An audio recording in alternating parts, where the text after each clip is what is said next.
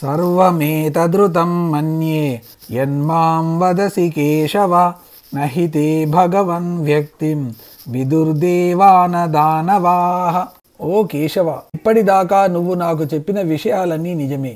అందులో ఆవంతైనా అబద్ధం లేదని నమ్ముతున్నాను. కానీ నీ గురించి, నీ స్వరూపం గురించి దేవతలు కానీ రాక్షసులు కానీ తెలుసుకోలేరు కదా. ఓ కేశవ, మీరు చెప్పినది అంతా సత్యమే అని అనుకుంటున్నాను. మీ గురించి నాకు పూర్తిగా తెలియకపోయినా గొప్ప గొప్ప మహారుషులు, మా పూర్వీకుడు వ్యాసుడు కూడా చెప్పాడు. కాబట్టి మీరు చెప్పినది అంతా సత్యము అని నమ్ముతున్నాను అని కాసేపు కీర్తించిన తర్వాత అర్జునుడు అసలు సందేహం బయటపెట్టాడు. కృష్ణ, నాకు ఒక చిన్న సందేహము. అదేమిటంటే, ఇంతకు తమరి అసలు స్వరూపం ఏమిటి? తమరి గురించి కనీసం దేవతల కన్నా తెలుసా? దేవతలకే తెలియకపోతే రాక్షసులకు అసలే తెలియదు, ఇంకా మానవ మాత్రులకు మాకేం తెలుస్తుంది అని మెల్లగా అడిగాడు.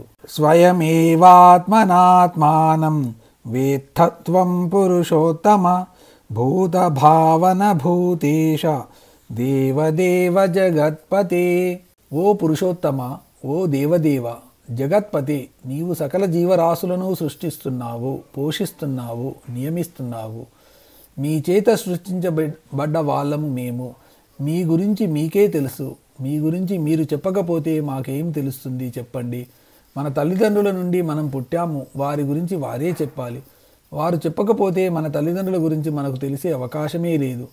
తల్లిదండ్రులు లేకపోతే ఇతరులన్న చెప్పాలి. ఇక్కడ ఇతరులు అంటే మహారుషులు, యోగులు, పరమాత్మ గురించి తెలిసిన వారు, సపకాదులు మొదలగువారు. శ్రీకృష్ణుడు పరమాత్మ అని అర్జునుడు గ్రహించాడు కాబట్టి ఆయన విభూతుల గురించి చెప్పమని నేరుగా ఆయననే అడుగుతున్నాడు అర్జునుడు.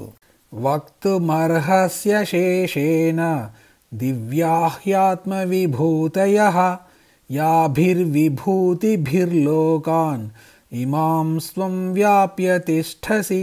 మీరు ఈ లోకమంతా వ్యాపించి ఉన్నారు అని ఇదివరకు మీరే చెప్పారు. కానీ తమరు ఈ లోకంలో ఎవరిలో, ఏ విధంగా, ఏ విభూతుల చేత వ్యాపించి ఉన్నారు అలా అని చెప్పి అతి సామాన్యమైన విభూతుల గురించి కాదు, నాకు తెలియనివి, ప్రముఖమైనవి, దివ్యమైనవి అయిన మీ విభూతుల గురించి మాకు తెలియచేయండి.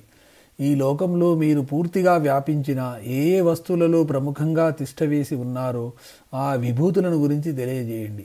వీలుంటే ఏదీ వదలకుండా మిగలకుండా చెప్పండి. ఈ విషయాలు మీకు తప్ప మరొకరి తెలియవు, తెలిసే అవకాశం కూడా లేదు. తమరి గురించి నాకు తెలియజేయడానికి మీరే అర్హులు.